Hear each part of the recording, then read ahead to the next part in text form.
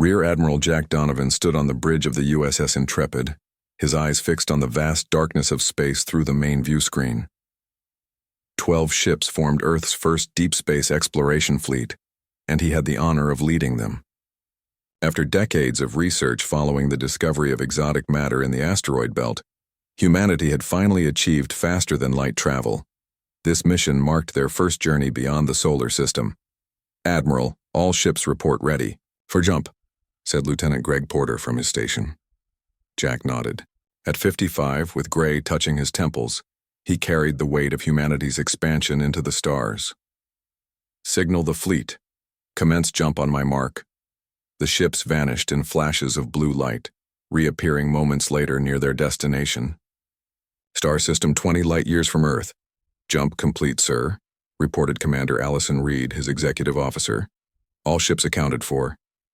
Jack allowed himself a small smile. "History made, Commander. Let's see what's out there." The fleet spread out, scanning the system. Scientists and military personnel worked side by side, Earth's finest chosen for this mission. They had found promising signs of habitable worlds. In this sector, potential new homes for humanity's growing population. Lieutenant Samantha Wright, the fleet's lead xenolinguist, called the Admiral 3 days into their survey. Her voice held an excitement that traveled through the ship's communication system. "Admiral, I'm picking up patterns in the background radiation. They're not natural." Jack joined her in the communications lab. Samantha was 32, with sharp eyes that missed nothing. She played the audio she had isolated, pulses and tones in a clear pattern. "It's communication, sir. I'm certain of it." Jack leaned closer to the display. "From where?" "A neighboring system about 2 light-years from our position." Jack made his decision quickly. "Alert the fleet. We're making a small detour." The journey to the source of the signals took only hours with their FTL drives. What they found changed everything. An alien civilization, the first humanity had ever encountered. They called themselves the Nexari, a species with technology slightly more advanced than Earth's. They communicated through a complex hive mind structure, with each individual connected to their central consciousness. Their language structure suggests a collective thinking pattern, Samantha explained during the briefing. They share thoughts and knowledge instantly across their entire species. "Are they a threat?" Jack asked the question everyone was thinking. "They've been polite so far, but something feels off about their responses," Samantha said. "They keep asking about our defenses and colony locations." Jack ordered caution. They learned the Nexari had conquered 3 other spacefaring races in their sector. The aliens claimed these were cooperative unions, but intelligence suggested otherwise. The fleet continued diplomatic talks while secretly preparing defense options. Jack sent daily reports back to Earth, where the United Earth Coalition debated how to proceed. Then came the day everything changed. "Emergency transmission from New Eden Colony," shouted Greg, his face pale with shock. New Eden was humanity's first extrasolar colony, established 5 years earlier with a population of 5 million people. The message showed only seconds of footage. Strange ships descending, energy weapons firing, buildings collapsing. "It's the Nexari," Samantha whispered, recognizing the ship designs. The bridge fell silent. Jack gripped the railing until his knuckles turned white. "Distance to New Eden?" he asked, his voice steady despite the rage building inside him. 3 days at maximum speed, sir," Allison replied. "Set course immediately. Alert all ships. We are now at war." The fleet arrived too late. New Eden's main settlement was destroyed, a smoking crater where a thriving city had stood. Millions dead in an unprovoked attack. Commander Eric Winters led the ground team searching for survivors. His squad moved through the ruins of what had been the colony's capital city. Occasional gunfire echoed in the distance. Some colonists were still fighting. "Over here," called Sergeant Amy Foster, kneeling beside a collapsed building. They found a group of 30 colonists hiding in a basement shelter, including several children. A woman named Karen Mills had organized their survival. "They came without warning," she told Eric, holding a young girl close to her side. "Their weapons cut through our buildings like they were paper. Anyone who surrendered was loaded onto their ships." Taken prisoner? Eric asked. Karen nodded. They said humans would make excellent additions to their collective, Eric reported. Back to Jack, who ordered immediate evacuation of all survivors. The Nexari would likely return to finish what they started. On the Intrepid, Jack received orders from Earth. The United Earth Coalition had declared war on the Nexari. Jack's exploratory fleet, never designed for major combat, was now humanity's first line of defense. We need to buy time, Jack told his officers in the war room. Earth is mobilizing everything we have, but it will take months to prepare a proper response. Sir, the Nexari outgun us at least 3-1, said Weapons Officer Victor Ramirez. And their technology is more advanced. Then we'll have to be smarter, Jack replied. Humanity has always thrived when faced with impossible odds. They formulated a plan. The fleet would split up, conducting hit-and-run attacks on Nexari supply lines while gathering intelligence on their strengths and weaknesses. Most importantly, they needed to learn why the Nexari had attacked without provocation. As the meeting ended, Samantha approached Jack with a theory. Admiral, I've been analyzing their communications during the attack. The Nexari didn't expect us to be a threat, but something changed their minds. They're afraid. Afraid? Of us? Jack asked. Yes, sir. Their hive mind approach means they all think alike. They can't understand our individual creativity, our adaptability. They see it as dangerous and unpredictable. Jack considered this. Then that's what we'll use against them. The next day, the fleet prepared to separate. Jack addressed all crews via video link. What we do now will determine humanity's future among the stars. We face an enemy with superior numbers and technology, but they lack what makes humans special, our ability to adapt, to think differently, to surprise even ourselves with what we can achieve. Today, we are outmatched. Tomorrow, we will be the ones they fear. For Earth, for New Eden, we fight. The ships departed one by one, each with its mission. Jack watched from the bridge as they disappeared into the darkness of space. The greatest challenge in human history had begun. And despite everything, Jack felt a strange confidence growing inside him. The Nexari had no idea what they had started. 6 months passed since the attack on New Eden. The war against the Nexari had not gone well for humanity. News reports across Earth spoke of the enemy's superior technology and numbers. The Nexari had been in space for centuries longer than humans. Most people believed Earth would lose this war. Chief Engineer Lisa Blackwood didn't believe in no-win situations. She worked in a lab on Mars base, surrounded by captured Nexari technology. For weeks, she had studied their weapons, shields, and communication devices. I think I found something, she told General Alan Peters during his inspection visit. Lisa was 38, with short brown hair and hands that never stopped moving when she talked. The Nexari technology is advanced, but it's all predictable. What do you mean? Asked the general. Lisa picked up a Nexari energy weapon. They build everything the same way. Everything follows the same patterns. It's like they can't think outside their established designs. And that helps us how? The general looked skeptical. Because human technology developed completely differently, Lisa explained with growing excitement. We tried thousands of approaches before finding what works. The Nexari only tried one, the first idea their hive mind thought of. Her theory was put to the test sooner than expected. The USS Defiant, commanded by Captain Frank Miller, faced 3 Nexari warships while defending a supply convoy near Jupiter. We're outgunned, Captain, warned his tactical officer. Frank was a stocky man with a calm demeanor even in crisis. Maybe so, but let's see if they can handle something unexpected. Instead of retreating or fighting directly, Frank ordered his ship to dive into Jupiter's upper atmosphere. The Nexari ships followed, their larger size making them less maneuverable. The Defiant skimmed the gas giant's clouds using atmospheric friction to create a plasma trail. Fire mining charges into our wake, Frank ordered.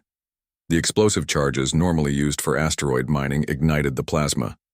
A massive shockwave caught the pursuing Nexari ships. 2 were crippled, and the third damaged enough for the Defiant to finish it off. When Frank's report reached Earth, Admiral Donovan immediately recognized its importance. This confirms what we've suspected. The Nexari don't adapt well to unconventional tactics. A new strategy emerged. Rather than trying to match the Nexari ship for ship, human forces would use surprise and creativity to even the odds. Dr. Maria Hernandez, working in the physics division, made another breakthrough. She discovered the Nexari energy weapons all operated on a specific frequency. They've never needed to vary it because no one ever built defenses against it, she explained to the War Council. But we can create shields that specifically absorb and redirect that energy. Admiral Donovan approved immediate production of the new shields. Meanwhile, Flight Commander Paul Gonzalez introduced new tactics for fighter squadrons. The Nexari always attack in perfect formations, Paul told his pilots. They never deviate from their pattern, so we'll use swarm tactics, each pilot acting independently but toward a common goal. These changes began to shift the tide of battle. The Nexari, for the first time in their history of conquest, faced an enemy they couldn't easily predict or defeat. On the USS Intrepid, Admiral Donovan received reports of successful engagements across the solar system. Smaller human ships were outmaneuvering larger Nexari vessels. The new shields were working better than expected, sometimes reflecting Nexari weapons fire back at them. They don't know how to handle us, Samantha Wright told him as they reviewed battle data. She had been studying Nexari communications throughout the conflict. Their messages show confusion. Their hive mind is struggling to understand why their usual tactics aren't working. Jack smiled for the first time in months. Then we push our advantage while we have it. The biggest test came at the Battle of Saturn's Rings. The Nexari sent 30 ships to destroy the human base on Titan. They faced only 15 human vessels. Captain Frank Miller, now commanding the battle group, scattered his ships throughout the rings. The ice and dust provided perfect cover for hit-and-run attacks. Stay mobile, he ordered his captains. Never be where they expect you to be. The battle lasted 3 days. Human ships darted between chunks of ice, firing from unexpected angles, then vanishing again. The Nexari formation gradually broke apart as they tried to chase their elusive targets. On the 3rd day, Frank sprung his trap. He had positioned mining explosives throughout the ring system. When the Nexari ships clustered in pursuit of what they thought was an injured human vessel, he detonated them all. The explosions created a chain reaction in the rings. Ice particles became dangerous projectiles ripping through Nexari ship hulls. Disoriented and damaged, the enemy fleet fell into disarray. All ships, attack now, Frank ordered. The human fleet struck from all directions at once. By the end of the day, 22 Nexari ships were destroyed or captured. It was humanity's first major victory. News of the battle spread quickly. Across Earth's colonies, people celebrated. Admiral Donovan addressed the United Earth Coalition the following week. The Nexari are not invincible, he told them. They have advantages in technology and numbers, but we have advantages they cannot match. We adapt. We innovate. We think as individuals rather than a collective. The coalition approved his request for more resources to continue the fight. Factories across Earth shifted to war production. New ships were built incorporating the lessons learned in battle. Lisa Blackwood led the engineering teams creating improved weapons based on Nexari technology, but modified in ways the aliens never considered. Dr. Maria Hernandez refined her shield designs. Flight Commander Paul Gonzalez trained more pilots in his unpredictable tactics. But the most surprising development came from Samantha Wright's communication team. They had intercepted messages between Nexari ships, and what appeared to be prisoners but not human prisoners.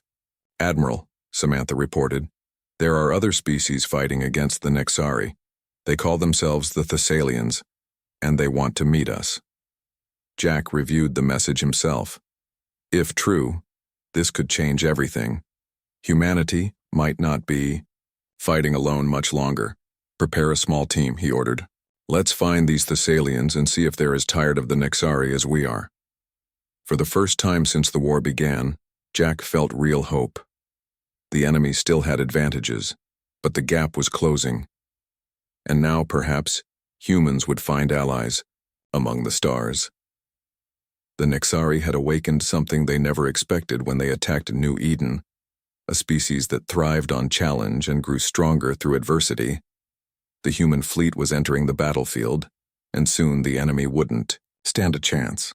Admiral Jack Donovan examined the alien on the viewscreen with interest. The Thessalian had bluish skin and large eyes set in a face that reminded him of Earth's sea mammals. Ambassador Nicole Baker stood beside Jack, ready to continue the diplomatic talks they had started 3 days ago. "Your victories against the Nexari are impressive," said the Thessalian, who called himself Varn. "No species has resisted them so effectively in over 200 years. "We're fighting for our survival," Nicole replied. She was 45, with a diplomat's careful way of speaking. "The Nexari attacked us without provocation." Varn nodded, a gesture they had learned from human communications. "This is their way. They see all other intelligent life as either a threat to eliminate or a resource to absorb. My people have been under their control for 6 generations." Jack leaned forward.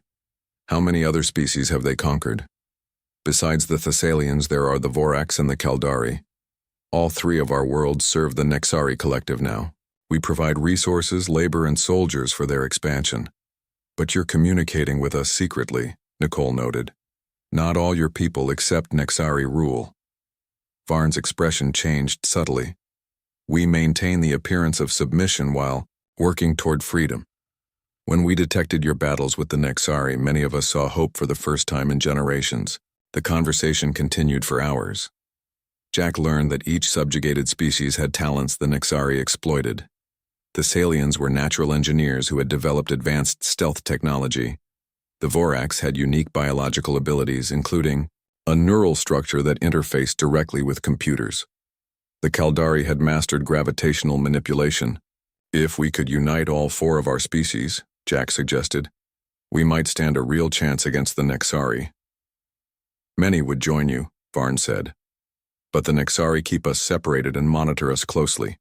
We would need proof that resistance is possible." Jack exchanged glances with Nicole. "Then we'll give them proof." Lieutenant Colonel Ryan Peterson led the Special Operations Team. His 12 soldiers were among Earth's best, trained for space combat and covert missions. Their target was a Thessalian mining colony under Nexari control. "Remember, this is as much about sending a message as completing the mission," Ryan told his team as their stealth ship approached the small moon. "These people need to see the Nexari can be beaten. The Nexari guards never saw them coming." Using the new shield technology that absorbed energy signatures, the human team infiltrated the mining facility silently. They neutralized the 20 Nexari overseers without a single casualty. The Thessalian miners stared in shock as Ryan's team removed their restraints. "We're from Earth," Ryan explained to them. "We've come to offer you a choice: freedom or continued slavery." Word of the liberation spread quickly through hidden communication networks. Within weeks, uprisings began on dozens of colonies across Nexari-controlled space. The human fleet provided weapons and tactical support where they could. Ambassador Nicole Baker worked tirelessly to formalize an alliance. Representatives from all 4 species met in secret aboard the USS Intrepid. "Each of us alone cannot defeat the Nexari," she told them. "But together, combining our unique strengths, we have a chance." The Thessalians offered their stealth technology, allowing smaller ships to approach Nexari installations undetected.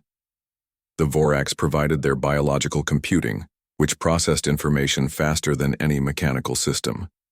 The Caldari brought gravitational manipulation that could disrupt Nexari ship movements, and humans contributed their unpredictability and tactical innovations. Dr. Kevin O'Neill led the technical integration team. At 36, he had already revolutionized human computer systems before the war. Now he worked with scientists from all 4 species to create something entirely new. "The problem isn't just making our technologies work together," he explained to Admiral Donovan. "It's creating a system that allows for both collective action and individual initiative. Unlike the Nexari hive mind, which forced conformity, Kevin's battle network allowed all 4 species to share information instantly while maintaining their independence." It took 2 months of non-stop work, but when they finished, the Alliance had something the Nexari couldn't match: unity without uniformity. The first test of this new alliance came at Caldari Prime, the homeworld of the Caldari people. For generations, it had been under direct Nexari control, with half the planet transformed into industrial complexes that fed the Nexari war machine. Captain Frank Miller commanded the human contingent of the Liberation Fleet. 20 ships from all 4 allied species approached using Thessalian stealth technology. "The Nexari still don't know we're coming," Frank told his crew. "Let's make this count." The battle began with a precision strike against the orbital defense platforms. Caldari gravitational weapons pulled the platforms out of position, while human and Thessalian ships targeted their power cores. Below, Vorax infiltration teams disabled the planetary shield generators. The Nexari responded with a counterattack, sending 30 warships from a nearby base. They expected to find a disorganized enemy. Instead, they encountered a perfectly coordinated defense. Human ships performed unpredictable evasive maneuvers. Thessalian vessels appeared and disappeared from sensors. Caldari cruisers created gravitational eddies that threw Nexari targeting systems off. Vorax neural operators jammed Nexari communications. The battle lasted 12 hours. When it ended, Caldari Prime was free for the first time in 200 years. 17 Nexari ships were destroyed, and the rest retreated. On the surface, millions of Caldari celebrated their liberation.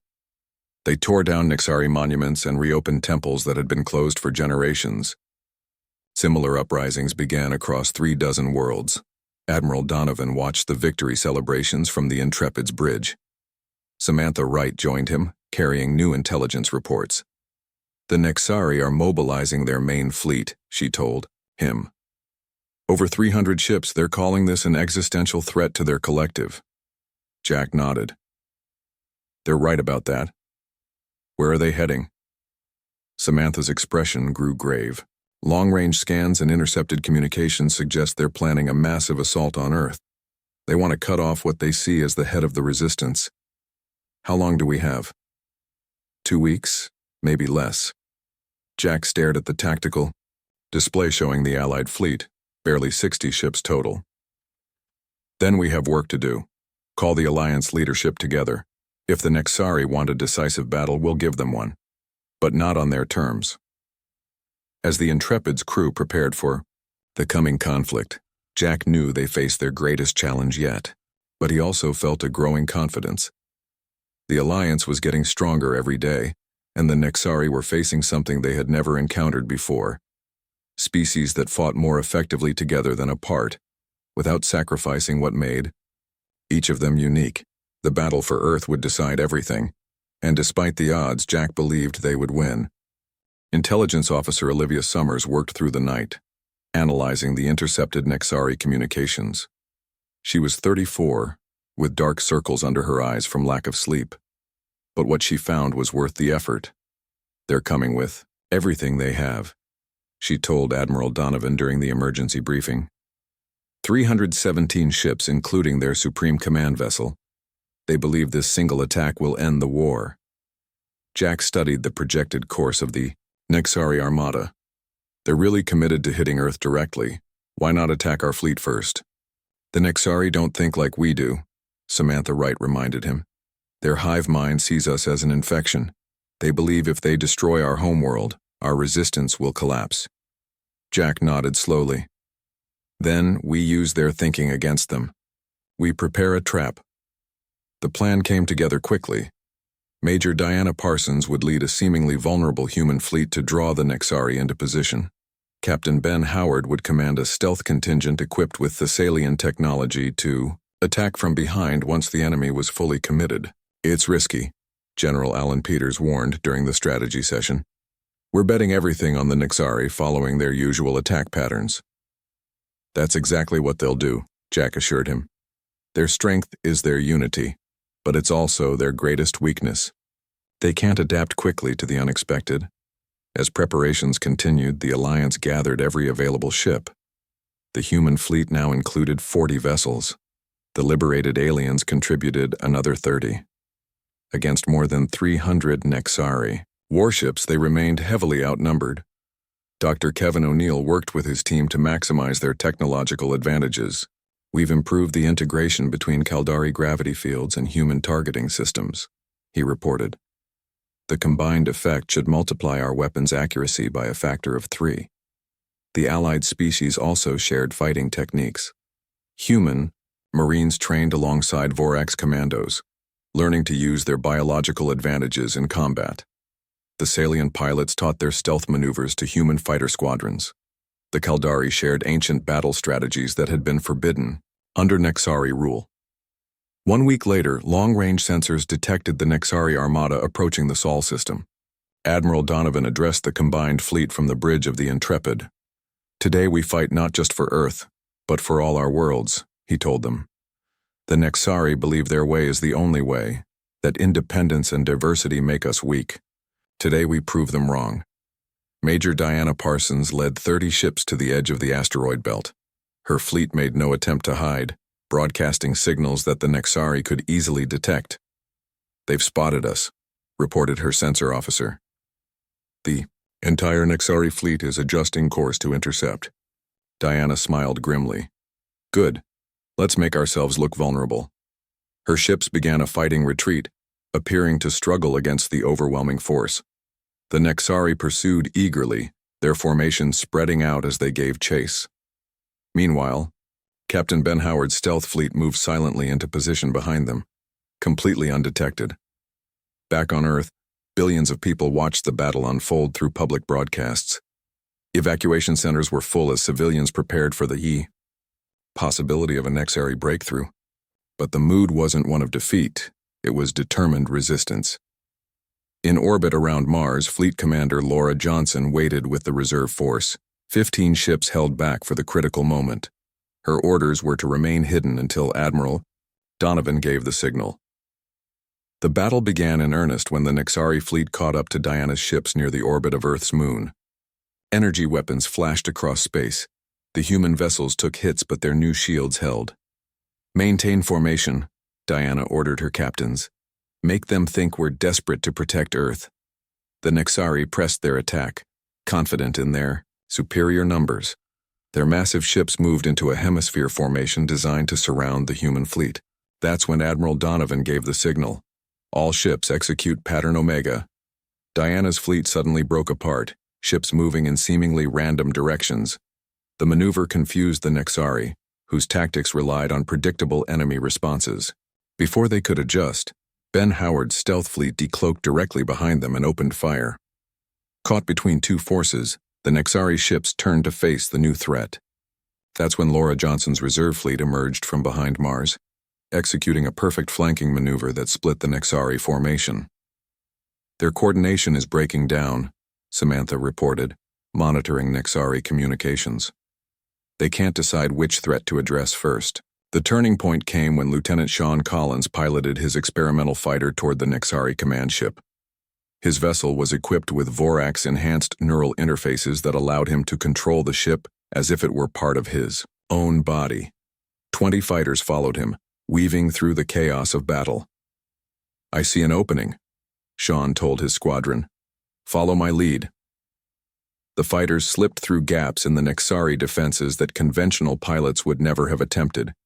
Sean pushed his ship faster, his mind processing sensor data and making adjustments faster than any computer could. The Nexari command ship loomed ahead, a massive vessel 10 times the size of the Intrepid. It coordinated the entire enemy fleet through its central communication hub. "Deploy the disruptors," Sean ordered as they approached their target. The fighters released specialized devices developed by the Alliance. These combined Thessalian stealth technology, Caldari gravitational manipulation, and Vorax neural disruptors into weapons the Nexari had never encountered. The devices attached to the command ship's hull and activated.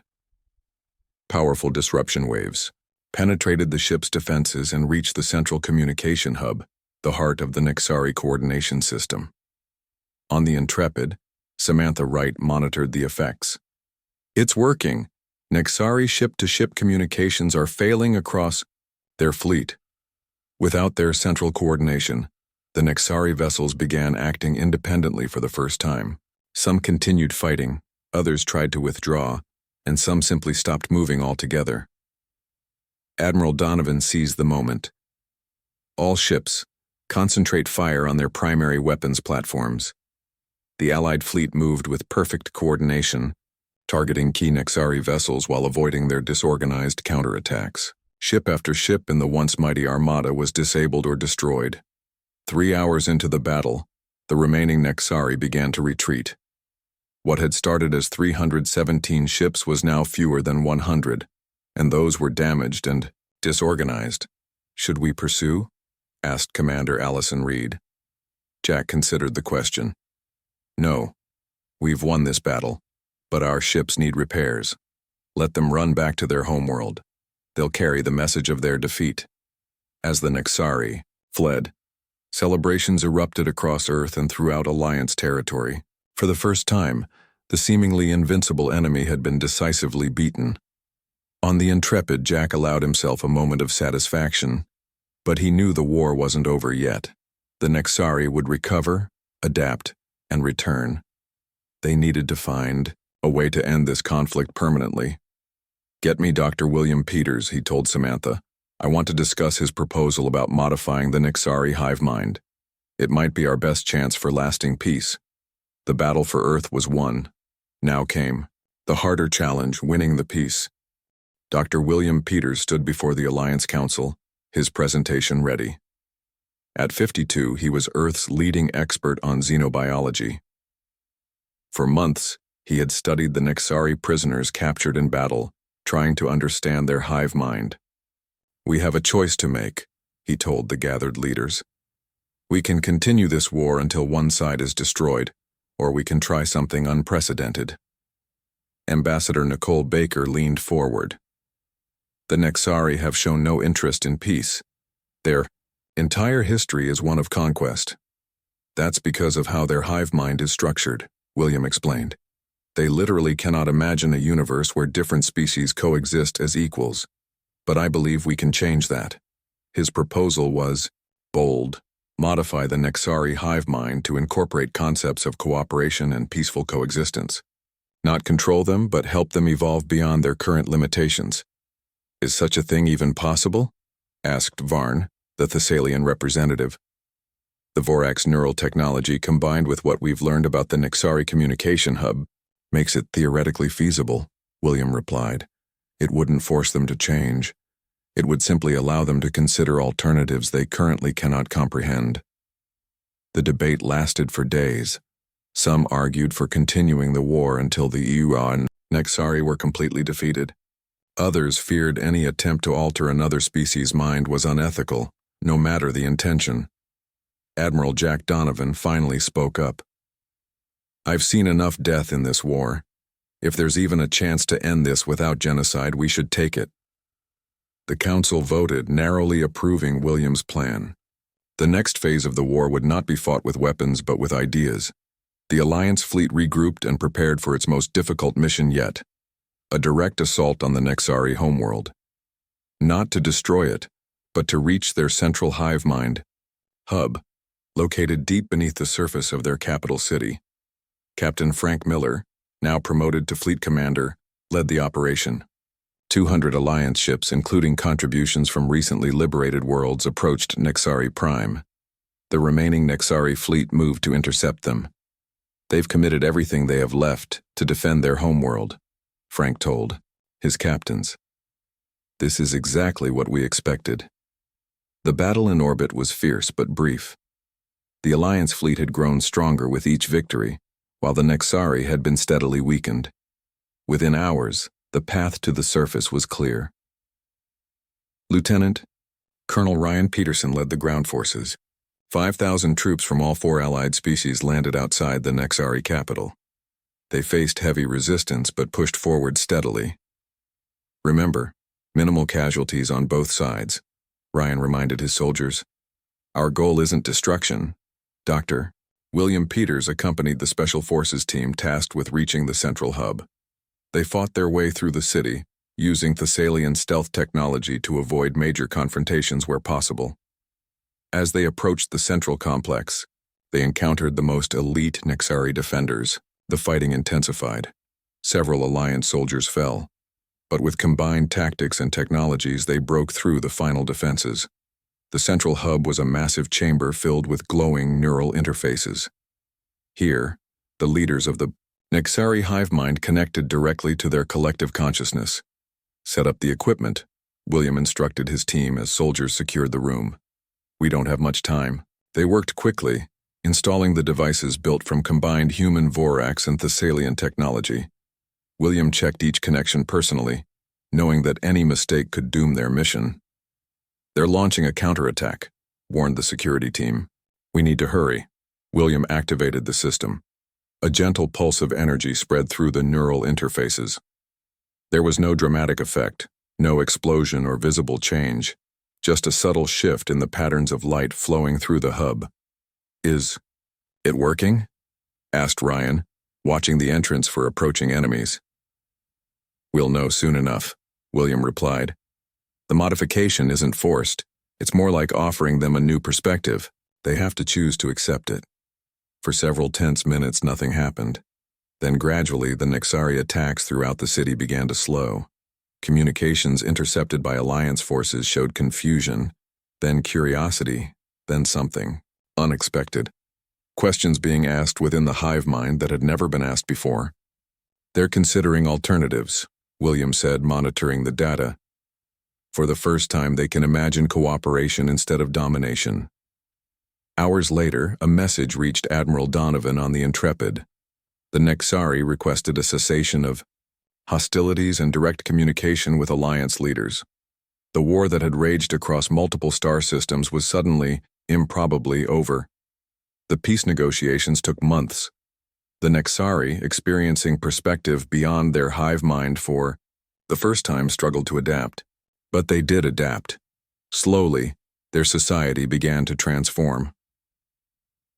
1 year after the Battle of Earth, Admiral Jack Donovan and Ambassador Nicole Baker stood before the newly formed Interstellar Concordat, a federation of free worlds including humans, Thessalians, Vorax, Kaldari, and remarkably the Nexari themselves. We gathered today not as conquerors or conquered, Nicole told the assembled representatives, but as equals, each bringing our unique strengths to build something greater than any of us could achieve alone. The Concordat established principles of mutual defense, scientific cooperation, and respect for cultural diversity. Each species would maintain its independence while working together on challenges that affected them all. The human contribution to this new order was particularly valued. Their adaptability, creativity, and willingness to embrace new ideas had changed the course of galactic history. On the final day of the founding conference, Jack found Samantha Wright looking out at the stars from an observation deck. "What are you thinking about?" he asked her. She smiled. "How strange our path has been. When we first left Earth, we were explorers looking for new planets. Instead, we found our place in a much larger community." "Not just found our place, Jack," corrected her. "Helped create it." Across Earth and its colonies, memorial services were held to honor those lost at New Eden and throughout the war. Their sacrifice had not been in vain. Humanity had secured not just its survival, but a future brighter than anyone could have imagined. 6 months later, Captain Samantha Wright stood on the bridge of the USS Discovery, a new ship built specifically for exploration rather than war. As commander of the vessel, she would lead an expedition beyond known space, seeking new civilizations and knowledge. "Course laid in, Captain," reported her navigator. "The uncharted regions await." Samantha took one last look at the Earth growing smaller on the view screen. So much had changed since that day when the first human fleet had encountered the Nexari. What had started as a desperate fight for survival had transformed into something much more meaningful, humanity's true beginning as a spacefaring civilization. "Take us out," she ordered. "Let's see what's waiting for us out there." The Discovery accelerated smoothly, leaving the solar system behind. Ahead lay unknown stars and endless possibilities. Humanity had faced its greatest challenge and emerged stronger. Whatever the universe held next, they were ready.